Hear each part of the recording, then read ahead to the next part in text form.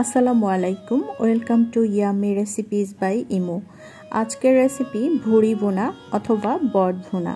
আজকের এই recipe follow করে ভুড়ি ভুনা করলে ভুড়ি থেকে কোনো বাজে স্মেল আসবে না।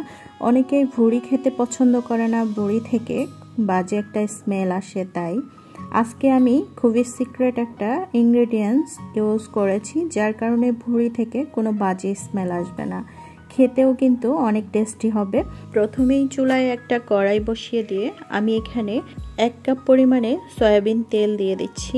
এরপরে তেলটা যখন কিছুটা গরম হয়ে আসবে আমি এখানে গোটা গরম মশলা দিয়ে দিচ্ছি, আর এই গরম মশলাগুলোকে 30 সেকেন্ডের মতো ভেজে নিব। এতে করে গরম মশলা থেকে খুব সুন্দর একটা অ্যারোমা বের হবে। তারপরে আমি এখানে পেঁয়াজ কুচি অ্যাড করছি। আমি এখানে 1 কাপ পরিমাণে পেঁয়াজ কুচি দিচ্ছি, আর এই পেঁয়াজটাকে আমি ব্রাউন কালার করে ভেজে নিব। পেঁয়াজটা যত সুন্দর করে ভাজবেন আপনার রান্নার টেস্ট কিন্তু ততটা ভালো হবে।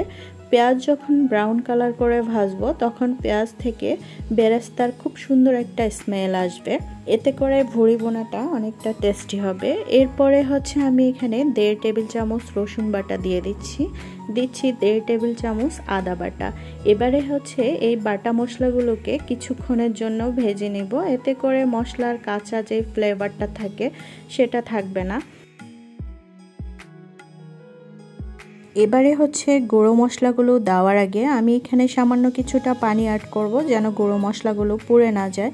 দিচ্ছি পরিমাণ মতো লবণ, 1 টেবিল চামচ হলুদ গুঁড়া, 1 টেবিল চামচ মরিচ গুঁড়া, এরপরে দিচ্ছি 4 টেবিল চামচ জিরা গুঁড়া।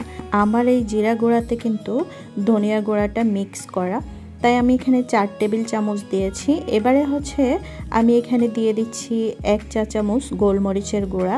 আরও কিছুটা পানি দিয়ে আমি এই মশলাটাকে ঢেকে কষিয়ে নেব। যখন পানিটা শুকিয়ে এভাবে তেল উপরে উঠে আসবে তখন আমি এখানে ভুড়িগুলো দিয়ে দিব।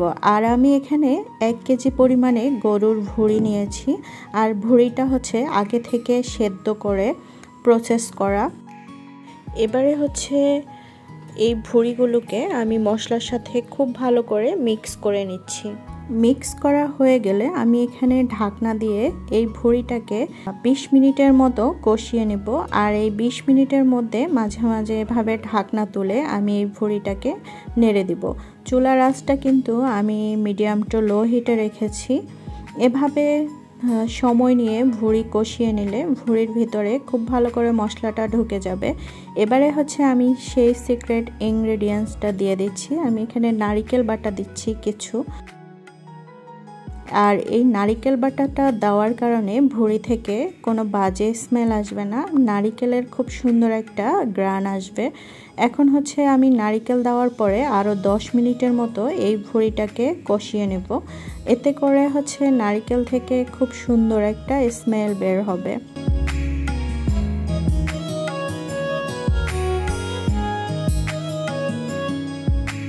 10 মিনিট কষানোর পরে যখন নারকেলটা ভাজা ভাজা হয়ে আসবে তখন আমি এখানে ঝোলের পানিটা অ্যাড করে দিচ্ছি। পরিমাণ মতো ঝোলের পানি অ্যাড করে আমি ঢাকনা দিয়ে ঢেকে হাই হিটে এই ভুড়িগুলোকে রান্না করে নেব। যখন এভাবে মাখো মাখো একটা গ্রেভিতে চলে আসবে তখন মরিচ কুচি দিয়ে দিচ্ছি, কাঁচা মরিচ কুচি। এরপরে আমি এখানে 1 চা চামচের মতো গরম মশলার গুঁড়ো দিয়েছি, আর এই গরম মশলার গুঁড়াটা কিন্তু আমার বাসায় তৈরি করা, আর এই রেসিপিটা আমি অলরেডি আমার চ্যানেলে আপলোড করেছি। আর এই গরম মশলা দিয়ে গরু মাংস রান্না করেন, গরু মাংসের টেস্ট কিন্তু অনেকটা মজা হবে। এরপরে আপনারা চাইলে মাখো মাখো অবস্থায় আপনারা এই ভুড়িটাকে নামিয়ে নিতে পারেন, অথবা আমার মতো এভাবে ভাজা ভাজা করেও এই ভুড়িটাকে নামিয়ে নিতে পারেন। ভুড়িটা যখন এভাবে ভাজা ভাজা হয়ে আসবে তখন আমি এই ভুড়িটাকে নামিয়ে নেব। আর এই ভুড়িটা কিন্তু সাদা ভাত অথবা রুটি সব কিছুর সাথে অনেক বেশি মজা লাগে। আমার আজকের রেসিপি এ পর্যন্ত। সবাই ভালো থাকবেন, আল্লাহ হাফেজ।